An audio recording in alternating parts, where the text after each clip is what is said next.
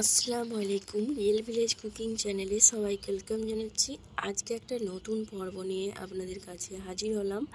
সামান্য আটা দিয়ে পুরো পরিবারের জন্য আজকে ব্রেকফাস্ট রেসিপি বানিয়ে দেখাবো। তাহলে চলুন শুরু করা যাক। স্কিপ না করে পুরো ভিডিওটা দেখতে থাকুন, খুবই ভালো লাগবে। নিয়ে নিচ্ছি এখানে সরষের তেল, 2 টেবিল চামচের মতো সরষের তেল নিয়ে নিলাম। তেলটা যখন ভালোভাবে গরম হয়ে যাবে এর মধ্যে 1 চামচ পরিমাণ গোটা জিরে দিয়ে দিচ্ছি। আপনারা এখানে 5 ফোড়নও দিতে পারেন।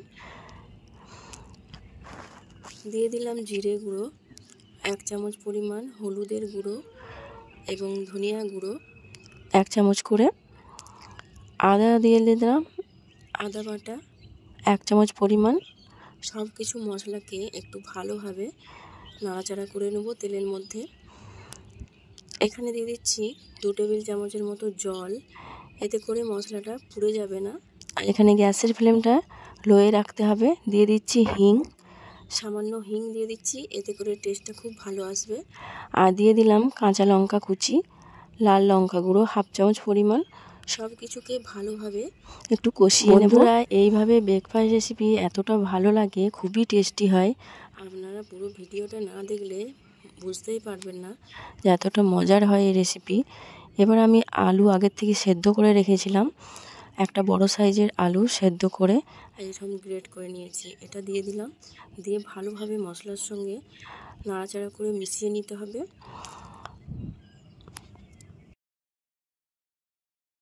আমি লবণ দিয়ে দিলাম 1 টেবিল চামচ। লবণ দিয়ে আবারও ভালোভাবে মিশিয়ে নিচ্ছি। এখানে গ্যাসের ফ্লেমটা লো টু মিডিয়ামে আছে। অনবরত নাড়াচাড়া করে দেখুন খুব সুন্দর একটা কালার এসেছে। এখানে একটা সিক্রেট মশলা দিয়েছি, এটা আমার লিঙ্কে দেওয়া আছে, আপনারা দেখতে পারেন ভিডিওতে। এভাবে আবার নাড়াচাড়া করে নিচ্ছি। আলুর পুরটা রেডি হয়ে গেল। এবার ময়দা দিয়ে দিলাম 1 বাটি পরিমাণ। ময়দাটা মেখে নেব। আর দিয়ে দিচ্ছি আটা, দিয়ে দিলাম 2 টেবিল চামচ আটা। দিয়ে দিচ্ছি চিনি 1 টেবিল চামচ। দিয়ে দিচ্ছি লবণ 1/2 চামচ। খুব ভালোভাবে মিশিয়ে নিচ্ছি।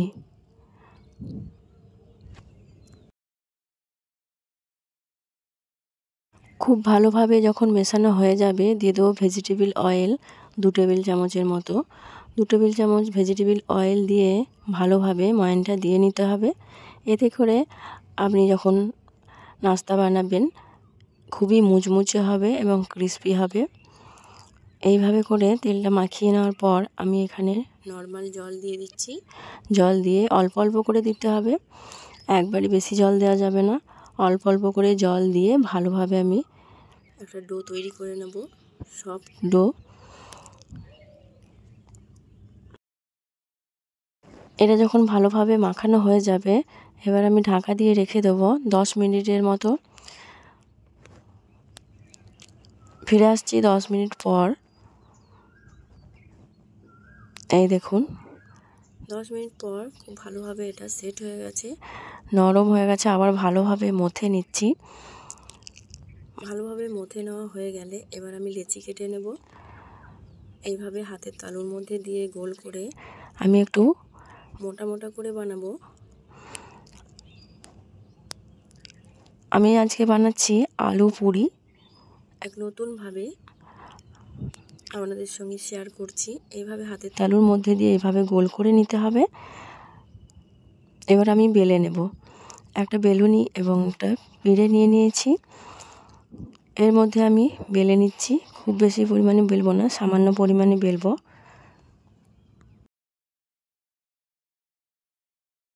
বেলে নেওয়ার পর আমি যে আলুর পুরটা বানিয়ে রেখেছি আলুর পুর এর মধ্যে দিয়ে দেব 2 টেবিল চামচ।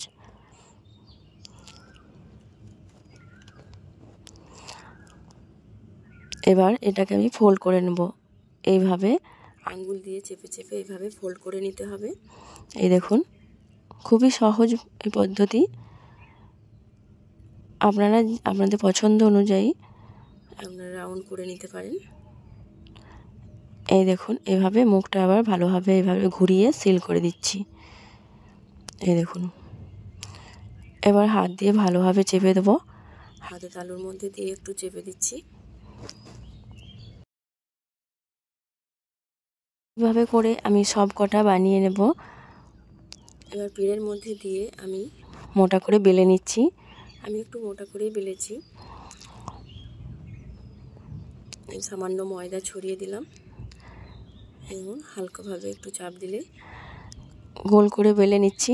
এই দেখুন, এবার আমি এগুলোকে ঠিক একইভাবে সব কটাকে বেলে নেব। এখানে আমি তেল গরম করতে দিয়েছি, ভেজিটেবল অয়েল। অয়েলটা ভালোভাবে গরম হওয়ার পরেই দেবেন। উল্টে পাল্টে ভালোভাবে মুচমুচে করে ভেজে নিতে হবে। এখানে গ্যাসের ফ্লেমটা মিডিয়ামে রেখেছি। প্রতিটা আলু পুরি ঠিক একইভাবে এইভাবে ফুলে উঠবে। এই দেখুন কতটা সুন্দর লাগছে দেখতে। উল্টে পাল্টে এরকম লাল লাল করে ভেজে নিতে হবে। এটা প্রায় ভাজা হয়ে গেছে। এবার আবার তেল ঝরিয়ে আমি তুলে নেব। এইভাবে করে আমি প্রতিটা পুরি ভেজে নেব। এগুলো ভাজতে বেশি টাইম লাগে না, খুব অল্প সময়ের মধ্যে ভাজা হয়ে যায়। আমি এবার একটা প্লেটের মধ্যে নিয়ে নিচ্ছি। এই দেখুন বন্ধুরা, কতটা মুচমুচে এবং খাস্তা হয়েছে। এই দেখুন, দেখেই বুঝতে পারছেন। আপনারা কিন্তু বাড়িতে একবার না বানালে বিশ্বাসই করতে পারবে না, এর টেস্টটা এতটাই হয়। বাচ্চা থেকে বড় সকলের খুবই পছন্দ হবে। আপনারা চিকেন বা মাটন বা ঘুগনির সঙ্গে এইভাবে বানিয়ে খেতে পারেন, খুবই ভালো লাগবে। এই দেখুন কতটা সুস্বাদু, একবার না বানালে বুঝতেই পারবেন না। এর মধ্যে যে আলুর পুর দেওয়া হয়েছে, খেতে এতটাই ভালো লাগবে। আপনারা ব্রেকফাস্টে এইভাবে বানিয়ে খাবেন বা বিকালের নাস্তায়। বাড়িতে হঠাৎ কোনো গেস্ট এলে সহজেই এই রেসিপি বানিয়ে দেবেন। তাহলে ফুলকো ফুলকো মুচমুচে ক্রিসপি এই আলু পুরির রেসিপি আপনাদের কেমন লাগলো কমেন্টে অবশ্যই জানাবেন। আর আপনারা যদি নতুন হয়ে থাকেন চ্যানেলে লাইক দিয়ে সাবস্ক্রাইব করে পাশে থাকার অনুরোধ রইল।